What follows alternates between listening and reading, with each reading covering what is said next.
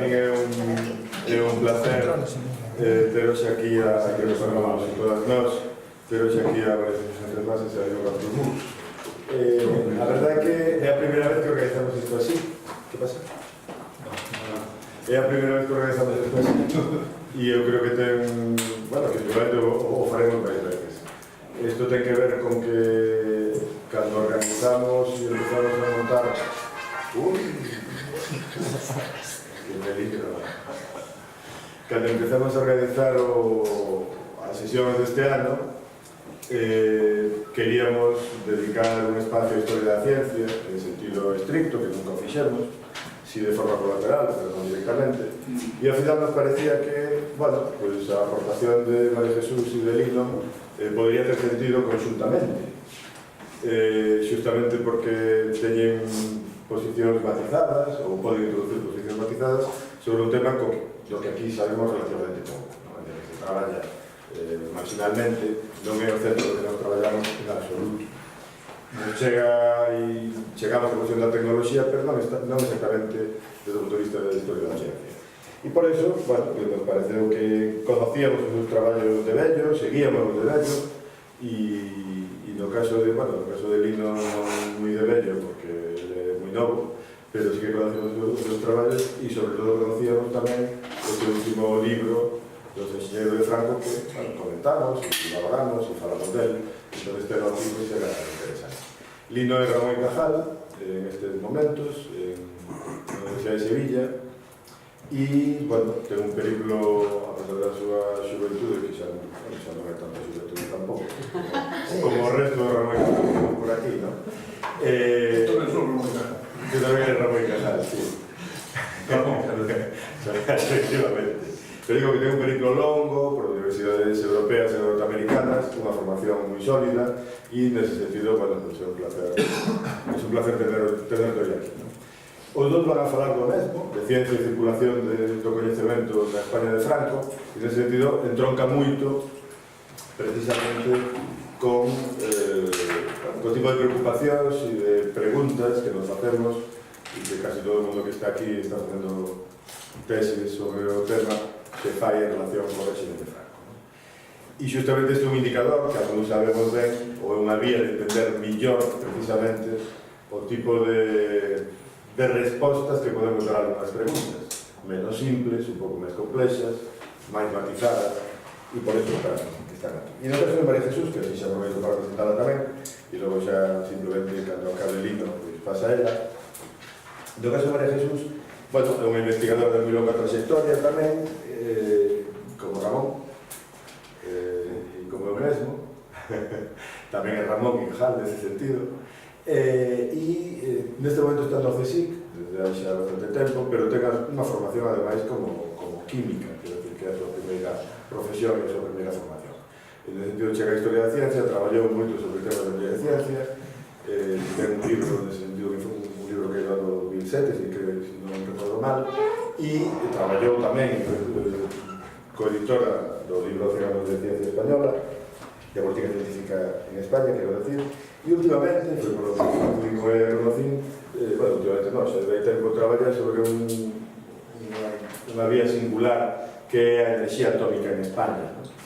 e que ten moito interés tamén e enlaza, por certo, con investigacións que aquí se fan desde outro punto de vista, que é justamente non a construcción tecnolóxica, científica e industrial dese asunto ao longo do franquismo, sino coa resposta político-social e os movimentos sociais ambientalistas que algúns demos que divertir. O sea que me parece que tenemos unha sesión moi interesante. Pararemos a tomar un café en algún momento, porque vamos a estar aquí 4 horas a hablar, pero temos tempo por diante para poder falar, para que falen eles e para que discutamos. Imagino que alguna xente se confundiría, como esto siempre es a las 12 y hoy es a las 10, que es una cosa diferente, pero bueno, no os preocupéis si va llegando gente a la televisión. Es tu turno, cuando quieras. Muchas gracias, buenos días a todos, gracias por venir y gracias a los organizadores, la verdad es que es un gusto ir con María Jesús a un acto conjunto. Yo tampoco he estado en muchos actos de este tipo. Hace poco estuve en uno en Granada, organizado por la Sociedad Española de Historia de la Medicina, que era todo un congreso de 2 días organizado como presentaciones cruzadas. Un autor presentaba el libro de otro y ese otro presentaba el libro de ese autor, y la verdad es que es curioso. Pasa que mi compañero de mesa no vino, con lo cual tuve yo que presentar 2 libros. En este caso, pues sí que vamos a estar 2 y es un formato curioso. Y luego, claro, el grupo de Instagram, pues la verdad es que es un lujo venir a hablar aquí. Sobre todo yo voy a intentar, porque estoy aquí, voy a intentar hablar más de los temas de este libro, que tienen que ver con historia agraria y todo eso, que es un poco como traer hierro a Bilbao, pero bueno, así luego hay más para la discusión. Y para facilitar la discusión, pues voy a intentar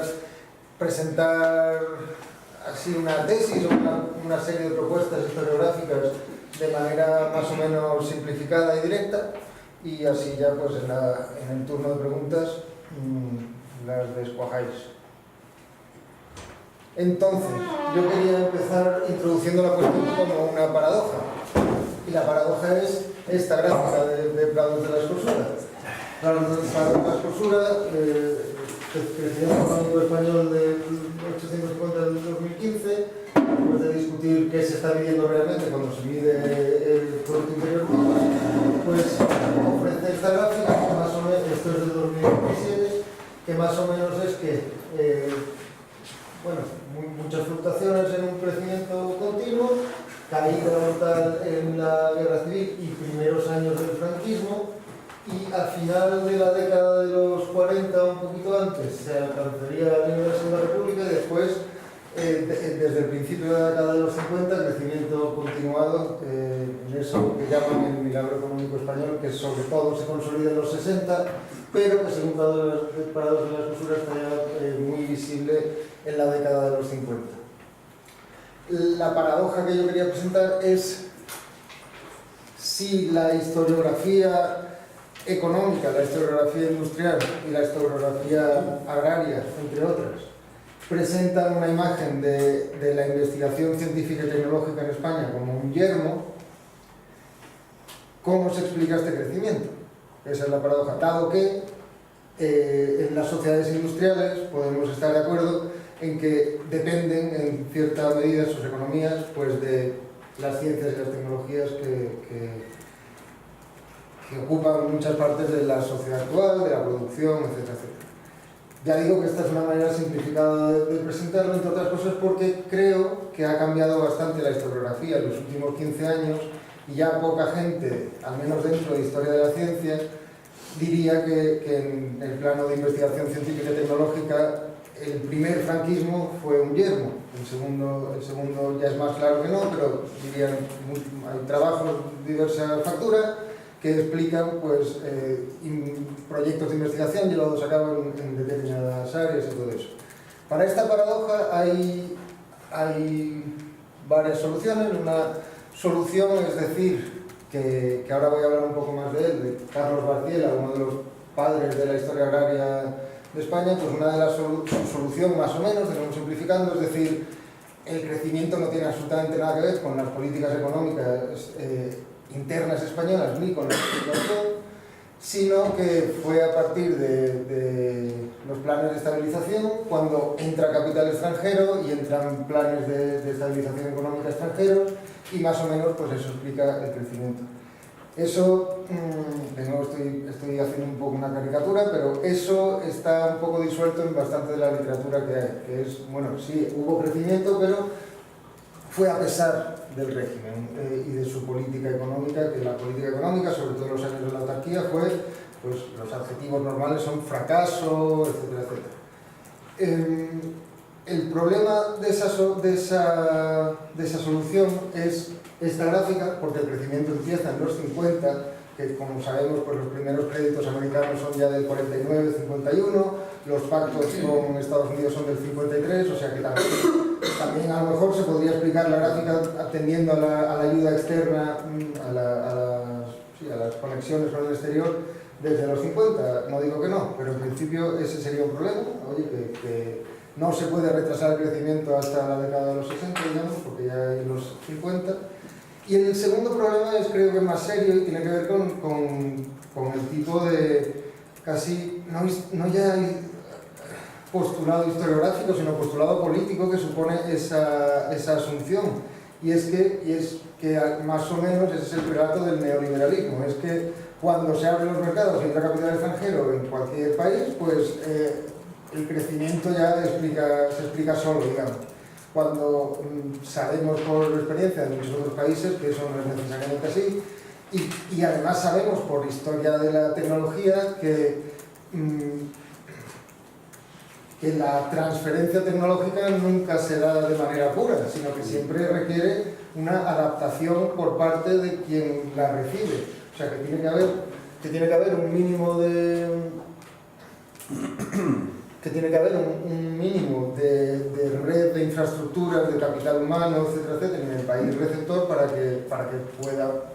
suceder esa transferencia tecnológica, que estaría a la base, por supuesto, de la industrialización de la economía española, que ocurre pues, a partir más o menos cuando el sector industrial supera al agrario, es más o menos 1953, 1955.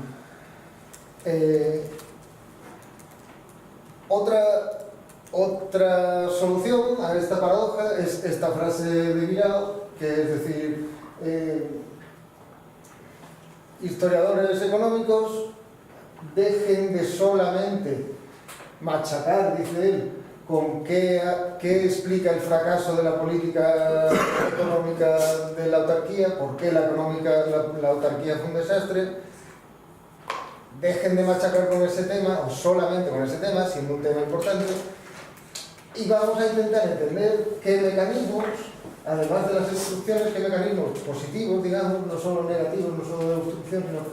qué explica que España fue parte de la edad de oro del capitalismo europeo. Eso es lo que va a ser clave, sobre todo al final de mi charla. Edad de oro del capitalismo europeo.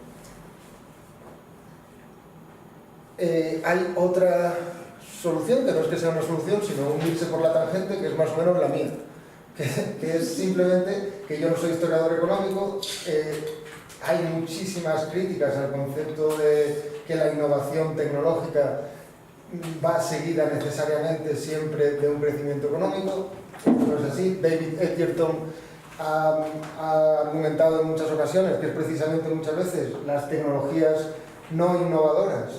las que explican el crecimiento económico o el funcionamiento de una economía. Ahora hay muchos historiadores de la tecnología que en vez de centrarse solo en investigación de innovación, se centran en investigación de adaptación, cómo adaptar tecnologías que ya existen, y sobre todo en mantenimiento, reparación, todo ese tipo de cosas que son una parte importante del mundo de la ingeniería, de las ingenierías diversas, y que si nos centramos demasiado en la innovación, pues se nos pierde. David Edgerton también tiene este artículo de aquí, donde por cierto pone a la España del primer franquismo como uno de sus ejemplos de la imbricación entre política económica y economía política, por decirlo así, o más bien entre ciencia, entre investigación científica y economía política. Lo que viene a decir es no podemos utilizar la ciencia como un mero indicador de crecimiento económico o algo así, sino que hay que ver en cada contexto nacional, regional, transnacional, hay que ver cómo la investigación científica es afectada por un entramado de relaciones económicas, militares, etcétera, pero también cómo la investigación científica y técnica ayuda a conformar, a configurar ese entramado en diferentes direcciones y no otras. Y digamos que esa es la perspectiva que intento adoptar en el libro, que más que no es un libro de historia económica, vamos, es un libro de historia, tampoco es un libro de historia de la ciencia y la tecnología, es un libro sobre todo de historia política del régimen de Franco. Aunque hay una versión previa en inglés que es distinta, es más centrada en el primer franquismo, en este pues intento abarcar más partes del franquismo y no solo tecnologías y economía política, sino el papel de las ciencias en conformar las relaciones internacionales. Es decir, dos patas importantes de toda sociedad política, como es la base económica y las relaciones internacionales, pues tienen que ver con las ciencias y las tecnologías, no solo configurándolas, o sea, no solo es el interés para historiadores de la ciencia, que la pregunta clásica es, bueno, ¿cómo la sociedad influye en la ciencia? No, sino que tiene interés para la historia general del periodo, porque dice cómo la ciencia influye en la sociedad, ¿no? Por cambiar la flecha de dirección. Esta diferencia en parte disciplinaria entre el interés por explicar el crecimiento económico y el interés por explicar las relaciones más amplias entre ciencia y sociedad política, creo que está a la base de un debate reciente entre Carlos Barciela y yo mismo, que no sé si conocéis o no. Sí. Salió la semana pasada. Digo, no sé, me habrán invitado por eso, ¿no? No fue por eso. Y bueno, voy a contarlo en cualquier caso, porque aunque lo he publicado este lunes creo, en Seclavit, que es la revista de historia contemporánea de la Universidad de Barcelona, y invitaron a Barciela a escribir una reseña y se marcó 70 páginas. y entonces le dijeron, a ver, que esto es una reseña, ¿cómo lo hacemos? No sé qué, y decidieron ellos hacer más bien una sección de debate. Con lo cual ha aparecido su reseña, que pasada al formato de la revista son 60 páginas, que es más razonable, y mi respuesta, que son unas 10 páginas o algo así, que tampoco importa, vamos. Y la verdad es que ha sido un gusto porque, como decía, pues Barciela es el padre, vamos, de la historia agraria contemporánea en España, y bueno, que le dedique tanto esfuerzo a leer el libro y, según él, a refutarlo, pues la verdad es que está muy bien. Y como yo soy joven e inexperto, como ha señalado Lorenzo, pues el libro joven e ingenuo, el libro pues tiene errores, y por lo tanto que alguien, y el libro además es ambicioso, pero ya digo, habla de muchas disciplinas distintas, habla de muchos años distintos, intenta ser una historia del franquismo a través de la ciencia y la tecnología, con lo cual el que mucho abarca poco aprieta. Seguro que hay fallos, y Barciela señala algunos que yo le agradezco mucho, y bueno, pues, así lo digo en mi respuesta, que efectivamente hay cosas que están bien señaladas. Pero en general creo que ha malinterpretado, digamos, la tesis central del libro. No sé cómo explicar esto, me parece que hay un fondo político en todo esto. No, me parece, de hecho, que la explicación sencilla es que cuando se habla de franquismo y de historia del franquismo, como sabe muy bien en este grupo, pues se está hablando a la vez de historia, de memoria, de política contemporánea prácticamente, porque es un tema que está en el aire. Y entonces Barciela creo que ha interpretado mi libro prácticamente no, lo ha interpretado así porque lo dice, como una defensa del franquismo. Incluso yo digo que hay que reevaluar la figura del dictador, y él da por supuesto que se trata de una reevaluación positiva. Incluso hay un párrafo que dice que yo vengo a decir que Franco no solo era un gran científico, sino que era feminista, y que pudo controlar la inflación económica con una sola mano o algo así. Eso es una caricatura de lo que yo digo. Yo, cuando hablo de reevaluar la figura del dictador, me refiero a una cosa que es conocida de los historiadores, que es que, aunque el periodo se llame franquismo y aunque Franco consiguiera mantenerse en el poder durante tantos y tantos años y tantos gobiernos, el nombre franquismo pues tiene algo de engañoso, porque el régimen no es solo un tipo, eso es imposible. El totalitarismo no existe, tampoco ni la Inglaterra victoriana era la reina Victoria, ni el estalinismo sobre Stalin, sino que para entenderlo hay que estudiar a lo que los sociólogos llamaban las familias del régimen y todo eso, y yo lo que vengo a decir es que una familia muy importante son los ingenieros y los científicos, que más que una familia conforman diversos grupos de poder y de interés que conforman y que son una parte activa de elementos importantes, tanto políticos como ideológicos como económicos,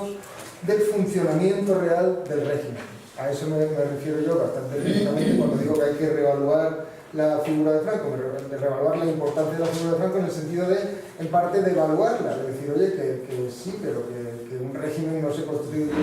solo en torno a una persona, sino que, como hacen los historiadores desde hace muchas décadas, pues hay que estudiar a otros grupos dentro del mismo. Mi respuesta, más o menos,